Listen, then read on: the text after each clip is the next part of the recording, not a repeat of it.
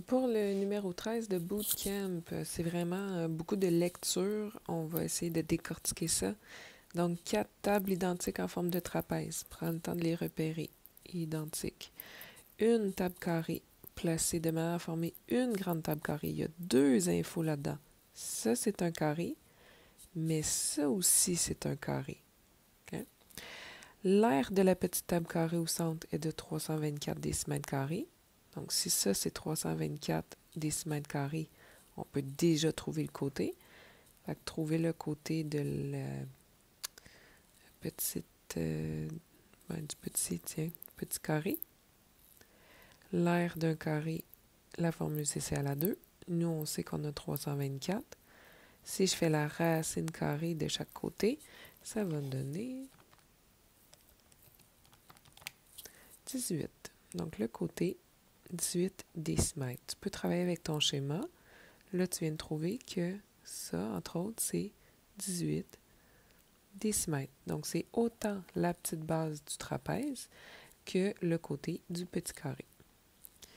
Une fois réunis, les 5 tables ont une aire qui est 4 fois plus grande que celle de la petite table au centre. Donc, les 5 tables, celle-là, celle-là, celle-là, celle-là, puis celle-là. Donc, le grand carré, son aire, c'est 4 fois l'aire de celle-là. Donc, deuxièmement, l'aire du grand carré,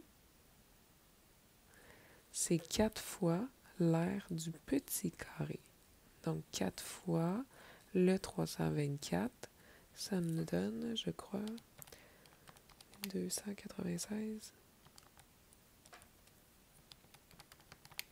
1296 décimètres carrés. Je vais faire comme tantôt. Si je connais l'aire d'un carré, en faisant la racine carrée, je peux trouver le côté. Si on m'avait donné le périmètre, en divisant par 4, j'aurais pu avoir un côté. Donc, c'est les deux choses qu'on peut facilement faire avec un carré. Okay?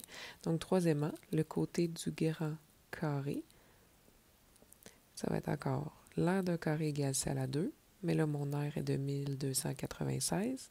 Si je fais la racine carrée de chaque côté, je vais trouver, je crois, 36.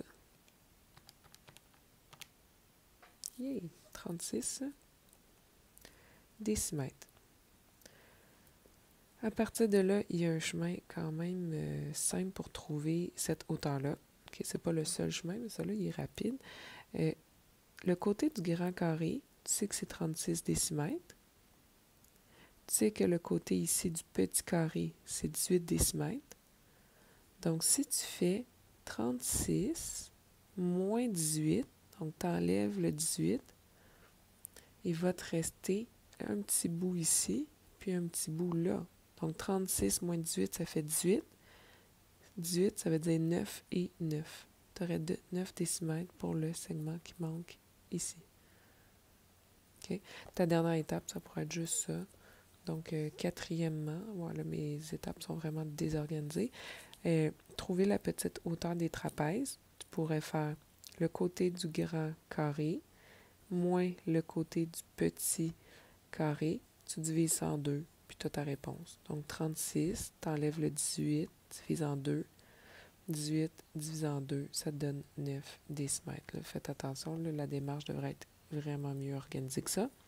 Si tu ne veux pas passer par ce chemin-là, tu pourrais aussi travailler avec le trapèze ici. Donc, l'aire d'un trapèze, c'est grande base plus petite base fois la hauteur divisé en 2. Pour trouver l'aire du trapèze, tu pourrais faire 1296 moins le centre de 324. Tu pourrais, en fait, quand tu fais le grand carré moins le petit carré, tu vas trouver les 4 trapèzes. Donc, après ça, il te reste à diviser par 4. Donc, l'aire d'un trapèze, ce serait 1296 moins 324 divisé en 4, qui donne 243 décimètres carrés. Et là, tu remplaces tout dans la formule. Donc, l'aire 243, la grande base du trapèze, c'était le 36 ici qu'on a trouvé. La petite base du trapèze, c'était 18. Fait que là, il te reste à faire avec la méthode de la balance fois 2 de chaque côté. 243 fois 2 qui donne 486. Ça s'annule. 36 plus 18, ça donne 54. Il te reste à diviser par 54 de chaque côté. Bon, j'aime bien l'écrire avec la barre de fraction. Puis là, tu vas trouver ta réponse aussi.